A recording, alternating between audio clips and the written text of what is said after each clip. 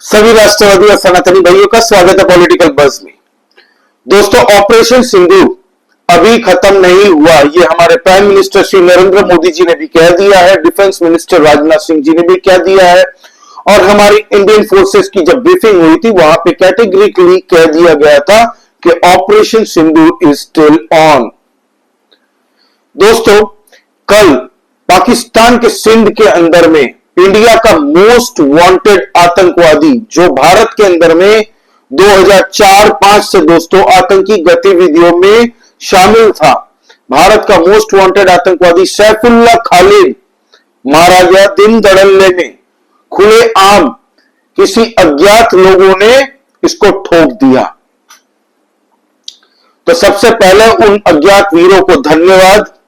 भारत के दुश्मन को चुन चुन के वो विश्व के कहीं पे भी होंगे उनको उड़ाया जाएगा, और ये कोई अज्ञात वीर ही कर रहे होंगे। दोस्तों, कौन है हमें कुछ नहीं पता, ये सब अननोन हीरोज होते हैं जिनका कोई फेस नहीं होता, सिर्फ उनके मन में होता है तो वो राष्ट्र प्रेम और देश की सेवा। दोस्तों, ये सैफुल्लाह खालिद कौन था, इसके बारे में हम बात करेंगे। इसने भारत के अंदर में 3 बड़ी आतंकवादी घटनाओं को अंजाम दिया है। दोस्तों, 2005 में बेंगलुरु में, 2006 में नागपुर में आरएसएस के हेडक्वार्टर में, और 2008 में उत्तर प्रदेश के सीआरपीएफ कैंप में। तो इससे पहले कि हम इसके बारे में चर्चा करें दोस्तों, आप प्लीज लाइक कीजिए इस वीडियो को और सब्सक्राइब करिए इस चैनल को। दोस्तों, ये लश्कर-ए-तौयबा का टॉप मोस्ट कमांडर है। दोस्तों, बहुत पुराना आतंकवादी है और लश्कर-ए-तौयबा का ये खासम खास माना जाता है, और इसके जैश ए मोहम्मद के साथ में भी अच्छे कनेक्शंस है। ये नेपाल में दोस्तों, नेपाल से ऑपरेट करता था। नेपाल के अंदर में इसने कई नाम बदले हैं। इसका एक नाम जो फेमस है, जो हमारे पब्लिक पोर्टल में अवेलेबल है ये इंफॉर्मेशन, इसका नाम हुआ करता था विनोद कुमार, इसने अपना नाम रखा था। 2005 में बेंगलुरु के अंदर में, बेंगलुरु में जब विज्ञान संस्थान के अंदर में इंटरनेशनल एक सम्मेलन चल रहा था, वहां पे इंटरनेशनल सम्मेलन से लोग जब निकल के बाहर आ रहे थे, जब ये सम्मेलन खत्म होने के बाद में लोग जब वहां से बाहर आ रहे थे, तो उनके ऊपर में कुछ आतंकवादियों ने अंधाधुंध फायरिंग की, जिसमें एक प्रोफेसर वहीं पे मारे गए, और जैसे ही लोग भागा भागी मच गई, उसमें कई लोग बुरी तरह से जख्मी हुए हैं।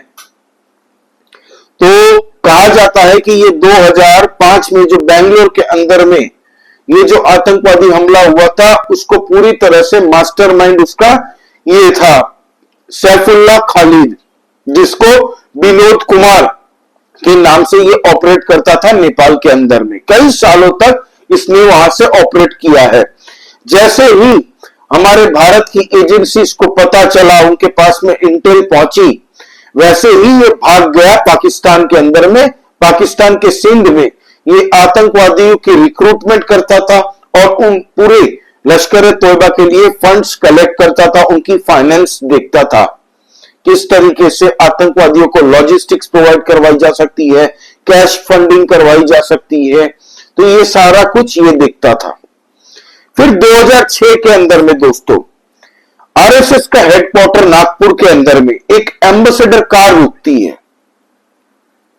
फिर उसमें से 3 पुलिस के यूनिफॉर्म पहन के आतंकवादी निकलते हैं, AK-56 से लैस। इनके पास में AK-56 बंदूकें मिलती हैं, इनके पास में RDX मिलता है और हैंड ग्रेनेड मिलती है। एम्बेसडर रुकती है, उसके अंदर पुलिस की यूनिफॉर्म पहने 3 आतंकवादी निकलते हैं, लेकिन वो हमला करे आरएसएस के हेडक्वार्टर के ऊपर, उससे पहले ही वहां पे जितने भी पुलिस वाले तैनात थे, उन लोगों ने देखा AK-56, उनको डाउट हुआ, और जैसे ही ये आतंकवादी फायरिंग करने जा रहे थे, उनको वहीं पे उड़ा दिया गया। भगवान की दया से ये हादसा होते होते टल गया। 2005 में बेंगलुरु में, 2006 में नागपुर के आरएसएस के हेडक्वार्टर में। तब भारत के अंदर में किसकी सरकार थी?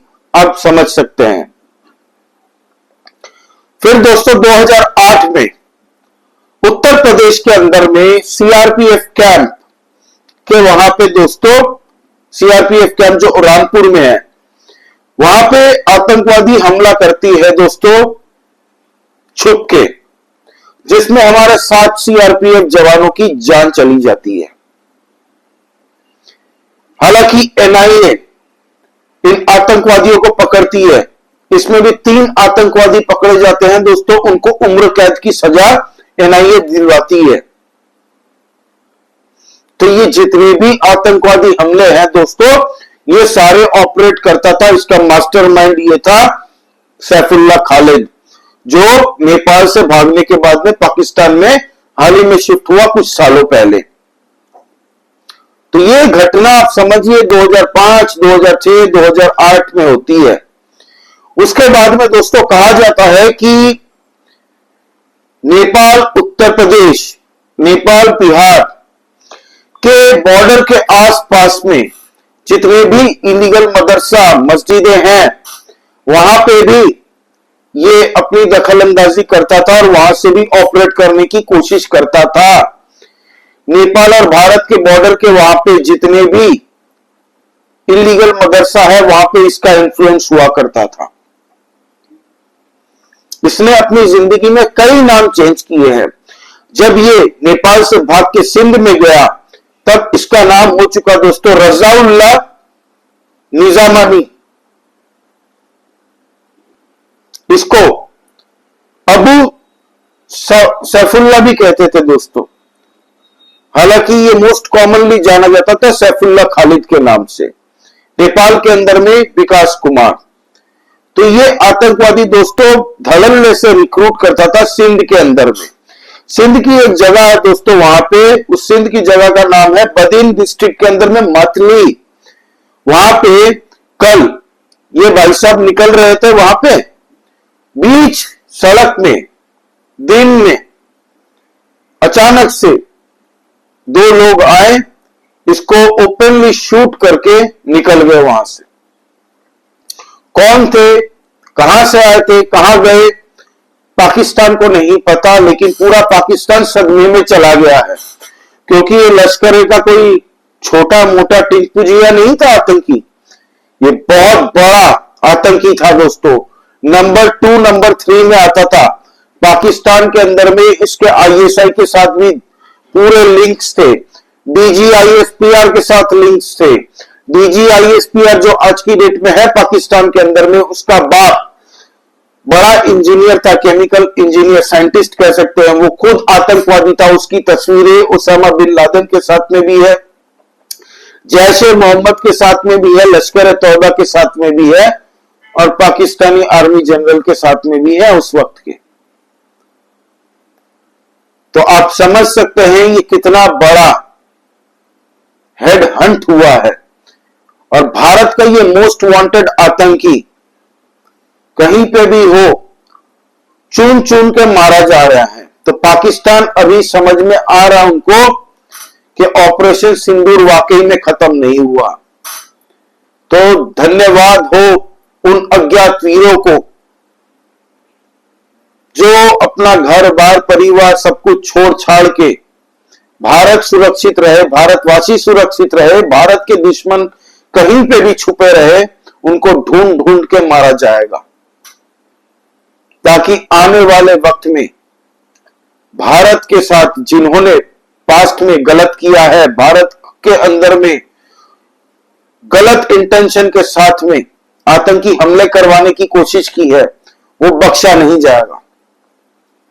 तो ये स्टोरी थी दोस्तों, बहुत बड़ी इवेंट है। पाकिस्तान अभी भी सदमे में है। पाकिस्तानी मीडिया यही चर्चा कर रही है कि भाई कौन आके हमारे देश के अंदर में ये करके जाता है दिन दड़ल्ले में और पकड़ा भी नहीं जाता। हालांकि इनडायरेक्टली वो ब्लेम हमें ही कर रहे हैं, भारत को, लेकिन कोई सबूत इनके पास है नहीं। तो ये थी दोस्तों पूरी अपडेट। आपका इस बारे में क्या कहना है प्लीज कमेंट करके बताइए, लाइक कीजिए इस वीडियो को और प्लीज सब्सक्राइब करिए इस चैनल को।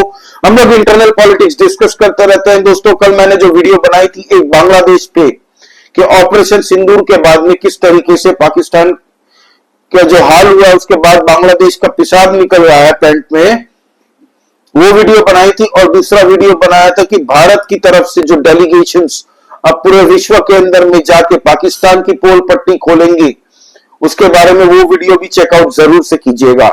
जय श्री राम सभी सनातनी और राष्ट्रवादी भाइयों को। जय हिंद, वंदे मातरम।